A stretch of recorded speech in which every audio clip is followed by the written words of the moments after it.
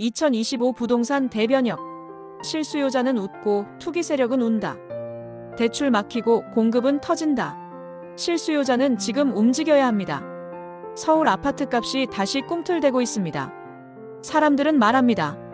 정부 정책이 바뀌니 분위기도 바뀌는 거야. 과연 그럴까요? 이재명 정부는 부동산 정책에 있어 한 가지 분명한 방향을 제시했습니다.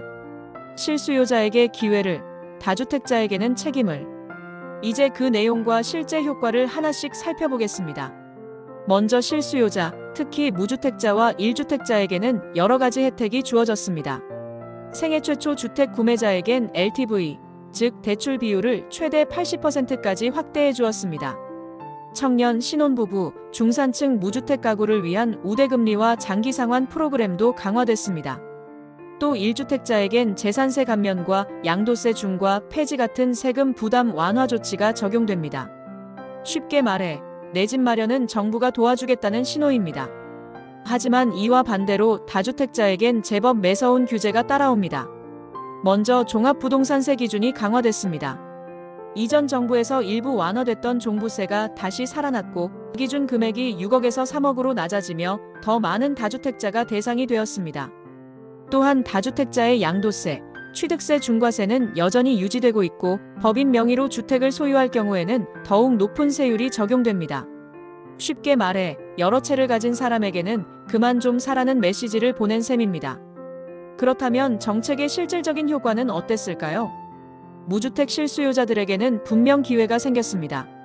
낮아진 대출 문턱 덕분에 생애 첫 집을 마련한 사례도 늘어나고 있고 실제로 서울 외곽이나 경기 지역의 중소형 아파트 거래량은 조금씩 늘어나는 추세입니다.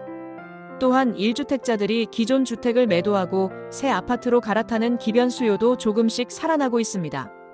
반면 다주택자들은 보유세 부담과 대출 규제로 인해 매물을 내놓고 있습니다. 특히 세 부담이 큰 서울 강남이나 인기 지역의 고가 아파트들은 매수세보다 매도세가 강해졌습니다.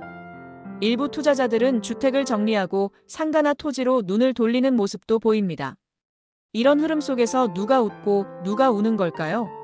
실수요자에게는 집을 가질 수 있는 기회가, 다주택자에게는 부담이 되는 구조입니다.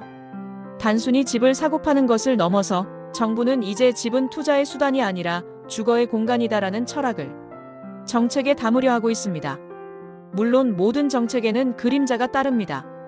재건축이나 재개발이 추진되면서 기존 세입자들의 이주 부담이 커지고 전월세 시장에서는 임대인이 빠져나가며 전세 물량이 줄어드는 현상도 일부 나타납니다. 하지만 분명한 것은 이재명 정부의 부동산 정책은 투기보다는 실수요자 중심, 공공의 역할 강화, 세입자 보호라는 세 가지 큰 축을 중심으로 움직이고 있다는 점입니다. 여러분은 이 정책 어떻게 보고 계신가요? 실수요자로서 득을 보고 계신가요? 아니면 다주택자로서 손해를 체감하고 계신가요? 정부의 정책은 사람들의 삶을 바꾸고 시장의 흐름을 움직입니다. 이 흐름 속에서 우리는 어떤 선택을 해야 할지 지금이 중요한 시점입니다. 영상이 도움이 되셨다면 좋아요와 구독 부탁드리고 여러분의 생각을 댓글로 남겨주세요. 함께 더 좋은 판단을 해나가면 좋겠습니다. 감사합니다.